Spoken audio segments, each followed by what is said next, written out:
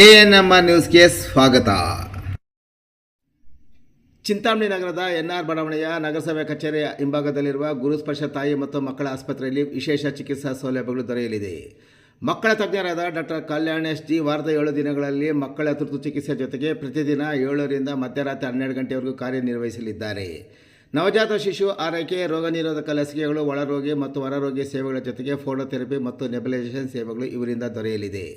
ಪ್ರಸೂತಿ ಮತ್ತು ಸ್ತ್ರೀ ರೋಗ ತಜ್ಞರಾದ ಡಾಕ್ಟರ್ ಯಶಸ್ವಿನಿ ಜೀರವರು ವಾರದ 7 ದಿನಗಳಲ್ಲಿ ಬೆಳಗ್ಗೆ 10 ರಿಂದ ಮಧ್ಯಾಹ್ನ 2 ಗಂಟೆ, ಸಂಜೆ 6 ರಿಂದ 9 ಗಂಟೆವರೆಗೂ ಕಾರ್ಯನಿರ್ವಹಿಸಲಿದ್ದು, ಬಂಜೆತನ ನಿವಾರಣೆ ಮತ್ತು ಲ್ಯಾಪ್ರೋಸ್ಕೋಪಿಕ್ ಸ್ಪೆಷಾಲಿಟಿ ತಜ್ಞರಾಗಿದ್ದು, ಇದರ ಜೊತೆಗೆ ಆಂಟಿನೆಟಲ್ ಕೇರ್, ನಾರ್ಮಲ್ ಡೆಲಿವರಿ ಮತ್ತು caesarean section, high risk pregnancy services, family planning service ಸೇವೆಗಳ ಜೊತೆಗೆ ಗೈನಕಾಲಜಿಗೆ ಸಂಬಂಧಿಸಿದಂತೆ ಅಡೋಲಸೆಂಟ್ ಪ್ರಾಬ್ಲಮ್, PCOD ಪ್ರಾಬ್ಲಮ್, ಗರ್ಭಶಸ್ತ್ರ ಚಿಕಿತ್ಸೆ, ಕ್ಯಾನ್ಸರ್ ಸ್ಕ್ರೀನಿಂಗ್, ಲ್ಯಾಪ್ರೋಸ್ಕೋಪಿ ಸರ್ಜರಿ ಸೌಲಭ್ಯ ಇವರಿಂದ ದೊರೆಯಲಿದೆ. ಆಸ್ಪತ್ರೆಯಲ್ಲಿ ಔಷಧಿ ಅಂಗಡಿಯ ಸೌಲಭ್ಯ, ಒಳರೋಗಿಗಳ ಸಾಮಾನ್ಯ ಮತ್ತು ವಿಶೇಷ ಕೊಠಡಿಗಳ ಜೊತೆಗೆ ಆಕ್ಸಿಜನ್ ಸೌಲಭ್ಯದ ಕೊಠಡಿ ಸಹ ದೊರೆಯುತ್ತಿದೆ. ಹೆಚ್ಚಿನ ವಿವರಗಳಿಗೆ ಮೊಬೈಲ್ ಸಂಖ್ಯೆ 7676985401ಕ್ಕೆ ಸಂಪರ್ಕಿಸುವುದು.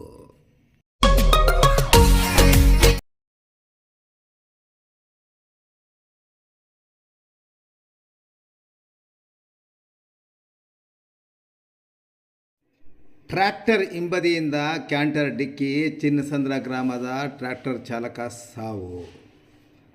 ಟ್ರ್ಯಾಕ್ಟರ್ಗೆ ಹಿಂಬದಿಯಿಂದ ಕ್ಯಾಂಟರ್ ಡಿಕ್ಕಿ ಹೊಡೆದ ಪರಿಣಾಮ ಟ್ರ್ಯಾಕ್ಟರ್ ಚಾಲಕ ಚಿಂತಾಮಣಿ ತಾಲೂಕಿನ ಚಿನ್ನಸಂದ್ರ ಗ್ರಾಮದ ನಿವಾಸಿ ಸಾವನ್ನಪ್ಪಿರುವ ಘಟನೆ ಡಾಬಸ್ಪೇಟೆ ಹೊಸಕೋಟೆ ಹೆದ್ದಾರಿಯ ರಾಮೇಶ್ವರ ಗೇಟ್ನಲ್ಲಿ ಇಂದು ಬೆಳಗ್ಗೆ ಸುಮಾರು 6 ಗಂಟೆ ಸಮಯದಲ್ಲಿ ನಡೆದಿದೆ.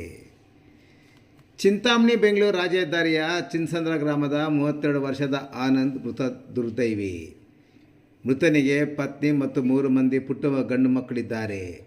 ಇಂದು ಮುಂಜಾನೆ ಟೊಮೆಟೊ ಸಸಿಗಳಿಗೆ ಕಡ್ಡಿ ತರಲು ಚಿನ್ನಸಂದ್ರ ಗ್ರಾಮದಿಂದ ಡಾಬಸ್ಪೇಟೆ ಕಡೆಗೆ ಟ್ರ್ಯಾಕ್ಟರ್ನಲ್ಲಿ ಹೋಗುತ್ತಿದ್ದಾಗ ಅದೇ ಮಾರ್ಗವಾಗಿ ಹಿಂದೆಯಿಂದ ಬರುತ್ತಿದ್ದ ಕ್ಯಾಂಟರ್ ರಾಮೇಶ್ವರ ಗೇಟ್ನಲ್ಲಿ ಟ್ರ್ಯಾಕ್ಟರ್ಗೆ ಡಿಕ್ಕಿ ಹೊಡೆದಿದೆ. ಡಿಕ್ಕಿಯ ರಭಸಕ್ಕೆ ನಿಯಂತ್ರಣ ಕಳೆದುಕೊಂಡ ಟ್ರ್ಯಾಕ್ಟರ್ ಡಿವೈಡರ್ ಹಾರಿ ಪಕ್ಕದ ರಸ್ತೆಯಲ್ಲಿ ಪಲ್ಟಿ ಹೊಡೆದಿದೆ. ಇದರ ಪರಿಣಾಮ ಟ್ರ್ಯಾಕ್ಟರ್ ಆನಂದ್ಗೆ ಗಂಭೀರ ಗಾಯಗಳಾಗಿದ್ದವು. ಕೂಡಲೇ ಸಮೀಪದ ಆಸ್ಪತ್ರೆಗೆ ರವಾನಿಸಲಾಗಿತ್ತು. ಚಿಕಿತ್ಸೆ ಫಲಕಾರಿಯಾಗಿದೆ, ಸಾವನ್ನಪ್ಪಿದ್ದಾರೆ. ಇನ್ನು ಅಪಘಾತದಲ್ಲಿ ಕ್ಯಾಂಟರ್ ಚಾಲಕ ರವಿಗೂ ಕಾಲುಗಳಿಗೆ ಗಂಭೀರ ಗಾಯಗಳಾಗಿವೆ. ದೊಡ್ಡ ಬೆಳವಂಗಲ ಪೊಲೀಸ್ ಠಾಣಾ ವ್ಯಾಪ್ತಿಯಲ್ಲಿ ಘಟನೆ ನಡೆದಿದ್ದು, ಸ್ಥಳಕ್ಕೆ ಪೊಲೀಸರು ಭೇಟಿ ನೀಡಿ ಪರಿಶೀಲನೆ ನಡೆಸಿ ಮುಂದಿನ ಕ್ರಮ ಕೈಗೊಂಡಿದ್ದಾರೆ.